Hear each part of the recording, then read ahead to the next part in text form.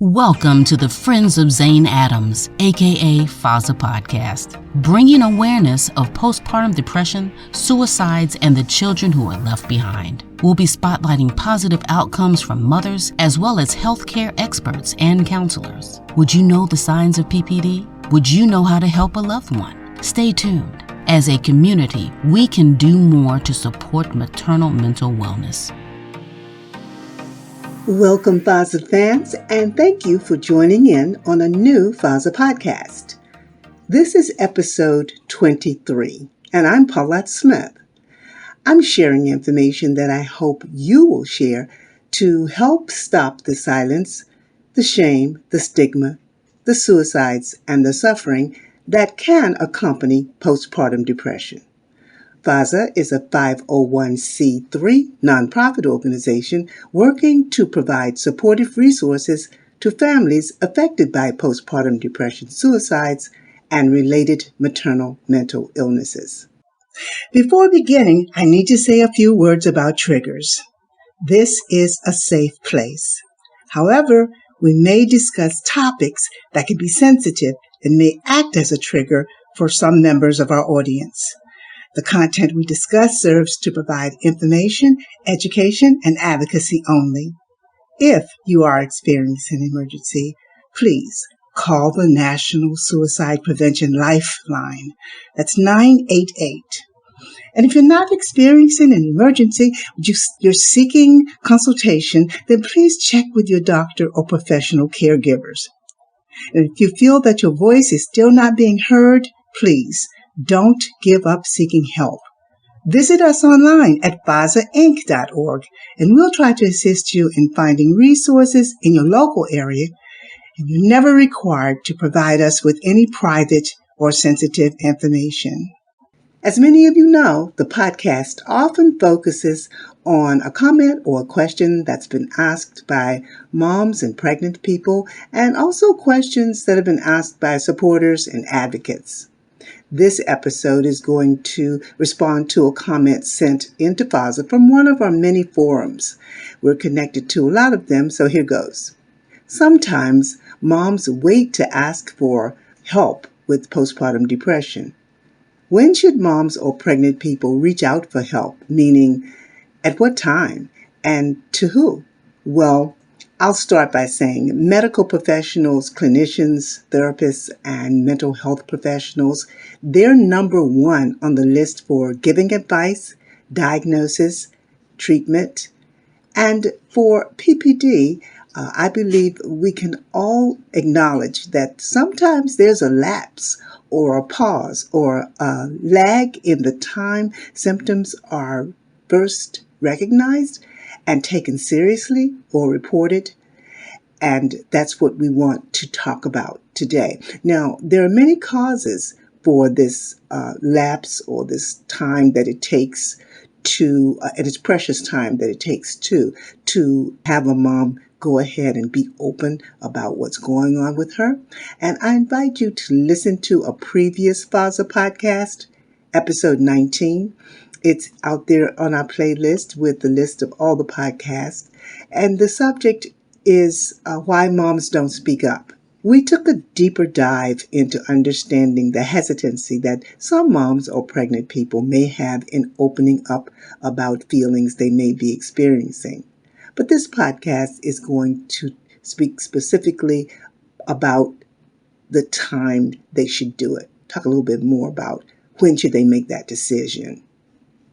I want to share with you some guidelines specifically geared towards three groups of people in our FOZA audience. Number one, moms and pregnant people who may not be aware of some of the signs of PPD. Number two, those who may be aware but feel they can handle the symptoms. I can't tell you how many therapists I've spoken to and professional clinicians who have experienced postpartum depression and waited before they actually got help because they thought they could, quote unquote, handle the symptoms on their own. And number three, caregivers and family members who may be able to offer reinforcement and encouragement and support where extra attention is needed for that mom. Of course, we know everyone is unique, so this information is intended to bring about awareness, provoke thought, offer comfort and reassurance, and to communicate some resources for seeking advice. First of all, during pregnancy, you're experiencing a lot of different emotions. So the symptoms of sadness, anxiety, or extra concern about things, it may be perfectly normal, but you still shouldn't keep it to yourself. You should still talk to your healthcare provider about any feelings that are new and intense and you don't feel as if that's your normal or your natural self. This is especially true if the feelings last more than a couple of weeks. Now, we can't always feel our best. We're not always perky, and especially when a baby's on the way. But that's why moms and pregnant people sometimes don't speak up. They often think that this is quote unquote par for the course, or they feel like they're going to try to let it pass. And because they can't pinpoint a specific cause, they sometimes kind of sit on it. Now, professionals are available to offer guidance, no matter how insignificant you might think a feeling might be. You want to assess your mental health with them and get their recommendations for appropriate resources or interventions.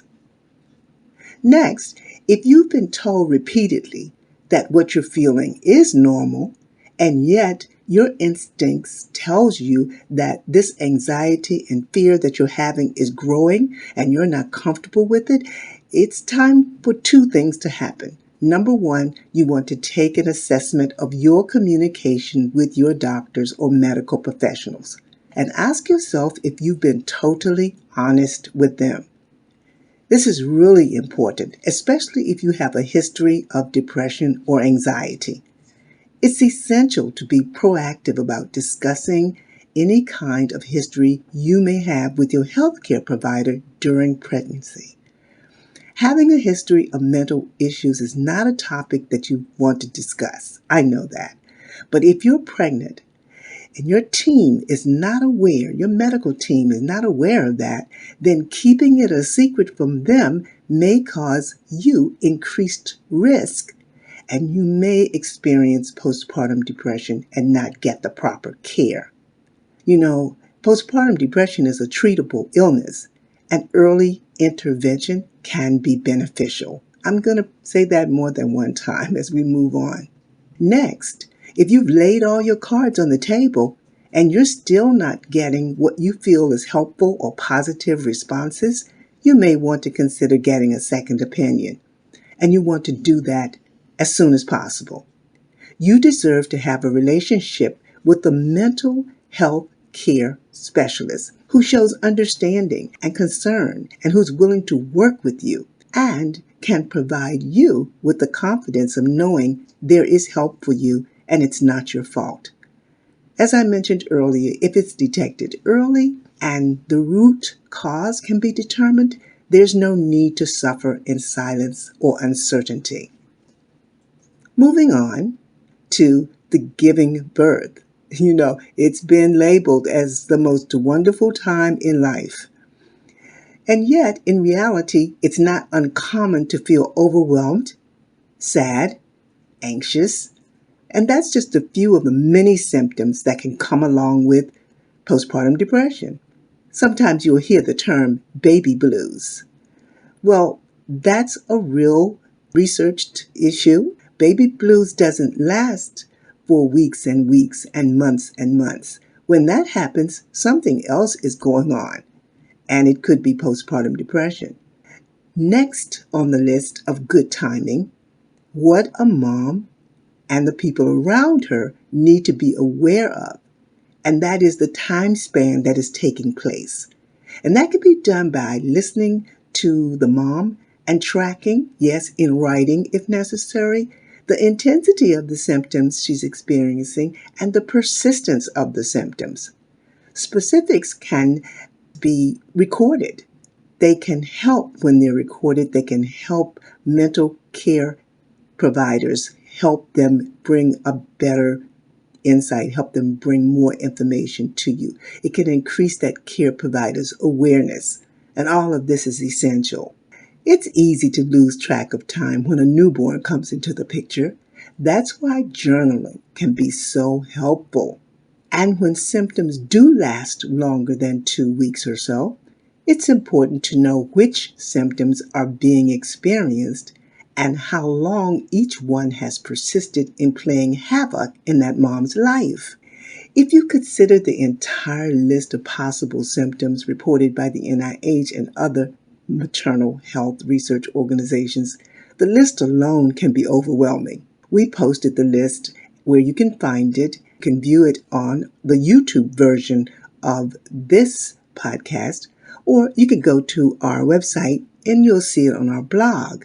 The list is extensive, and not all moms may be having all the symptoms. However, journaling can help the family establish which symptoms are present and the timeline.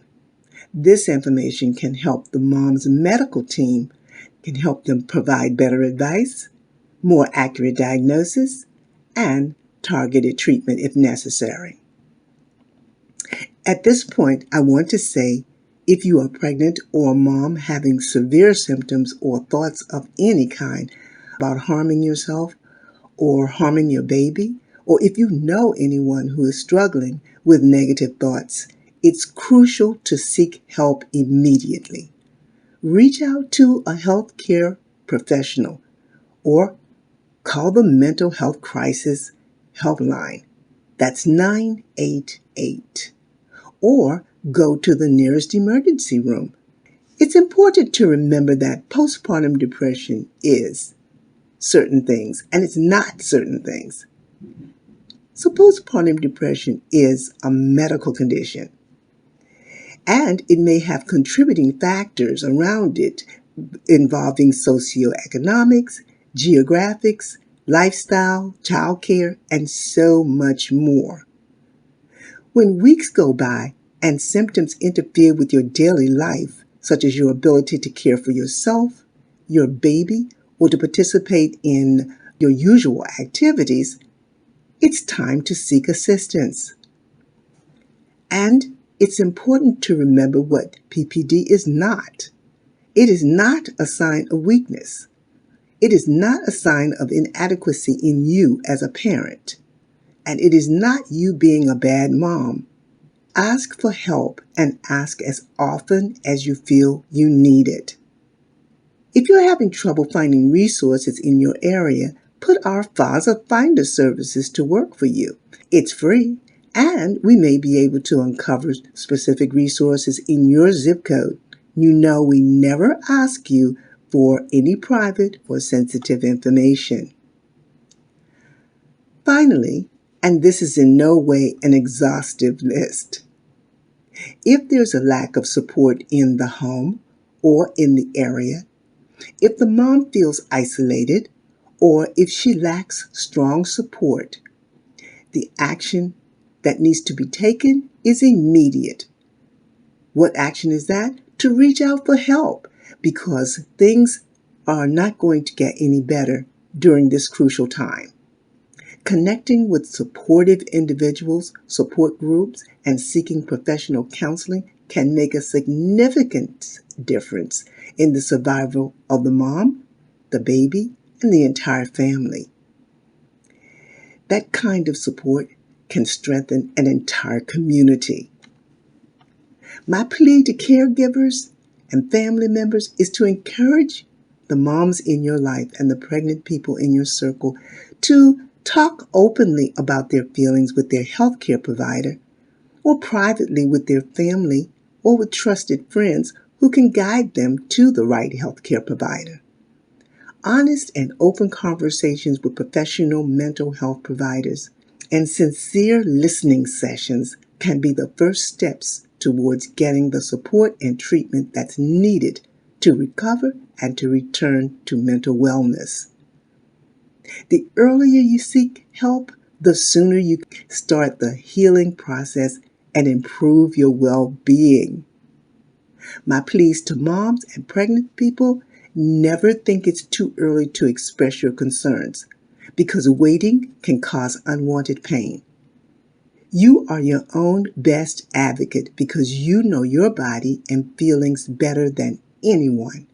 And you're your baby's best advocate because no one is more intimate with your baby than you are. So in summary, I have 3 high points. Number 1, build a close, trusting relationship with your healthcare team. If you're not feeling the trust, you may need to switch teams.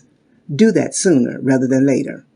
Number 2, trust your natural and maternal instincts. Yes, some adjustments will need to be made, and some discomfort might be felt. However, you're in control of communicating your innermost feelings, so let your feelings be known. You're not whining and you're not being weak. You're just letting your feelings be known. And number 3, don't panic if everything doesn't work out just like social media says it will. If everything's not just tick-tocking, start journaling. Create your own story, your very own story, specifically for your good health and that of your baby. You know the FOZA Finder service is here to help if you're finding it challenging to locate services in your zip code. And you can find us at FOZAinc.org. That's FOZA Inc.org, and click on FOZA Finder. If you're an audio-only listener, you'll want to check us out on our YouTube channel at FOZA Inc. We invite your feedback and questions, and we ask you to get involved. If you have free resources that can benefit maternal mental health or the children who are left behind by maternal suicide, we want to hear from you. We offer a path for earning volunteer credits for students, or you can make a taxable donation. FOZA is a 501c3 nonprofit organization, and your donations go towards keeping this podcast alive. Well, FOZA fans, that's it for this episode. This episode all about timing, when a mom or pregnant person should reach out for help to stop the silence, the shame, the stigma, the suicides, and the suffering that can accompany postpartum depression. Once again, this is Paulette Smith signing off in loving memory of Christina LaShawn Thompson Adams. Bye-bye now.